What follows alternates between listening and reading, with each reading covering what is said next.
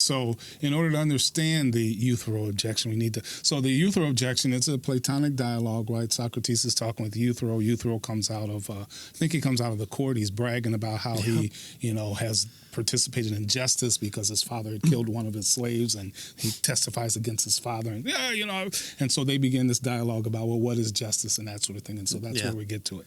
But before we get to that, we need to understand the divine command theory. What exactly is that, and how does that work, right? And so that's the first thing that he wants us to do. Right. There's two aspects of it, and this is kind of an interesting way to put it, because oftentimes there's usually just one aspect when you look at this, that it has to do with God's command, his will, and that sort of thing.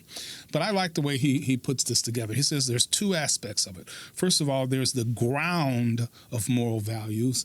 And the ground of moral values is grounded in God's nature, who God is, right? So God is a certain kind of person, right? He has certain characteristics. He has a certain nature. And so that's the ground of moral values. God's own holy and loving nature supplies the absolute standard. He's quoting William Lane Craig here. Supplies the absolute standard against which all actions are measured. So his holy character, his holy nature is the standard. Is the standard, right? So that's the first part, the grounding of morality, right? So he says that value and moral goodness and moral badness and all of these things are determined by God's nature, the way God is. So this is the first part. Secondly, and this is usually the only one that people talk about, right? We have to ask, well, which actions are permitted or forbidden or obligatory, right? In other words, how do we know what God wants us to do, right? And so this is the expression of the morally right thing or wrong thing to do, right? So he says that the rightness or wrongness of an act is, again, determined by God's nature, by what he likes or dislikes. But what makes these actions permitted or forbidden is what God commands us to do. So we have the foundation in God's nature, and then we have the command from God to tell us what his nature is like and what he wants us to do, what is forbidden, what is obligatory, and that sort of thing. Yeah. And you can kind of think of this too, because you can derive shoulds and should nots from his principal character. So I'm love, so we should be loving. We can derive principles from that, but there are other principles or other shoulds and should nots that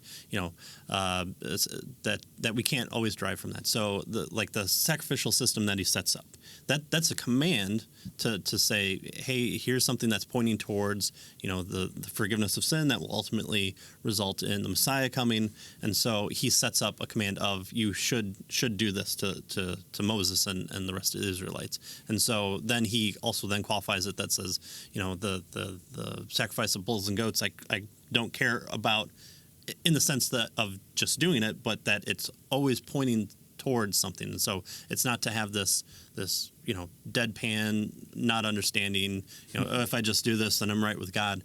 No, there's a hard aspect to that. And so you wouldn't get that just from the characteristics of God. So he commands certain things. So those are kind of the two. Yeah. You're right. I think he does a really good job where I think a lot of people, don't do that. They usually just look at one aspect of it, right? And so he says, basically he says, and again he's quoting William Lane Craig here, God's moral nature is expressed toward us in the form of divine command. So we find out what God wants us to do as a result of his command. He expresses that, right? But the foundation is God's nature, right? That's the foundation. So the command is the expression, the foundation, the nature is the foundation. So the foundation of the theory is what God wills, values, desires, and prefers. So God, whose nature is the standard, he is a valuer, the ultimate valuer, and so and then he tells us, he expresses that through his commands. That's the basic idea. So in other words, the reason God prefers some things over others is that this is just what he is like. This is just, the kind of being that God is. This is, his nature.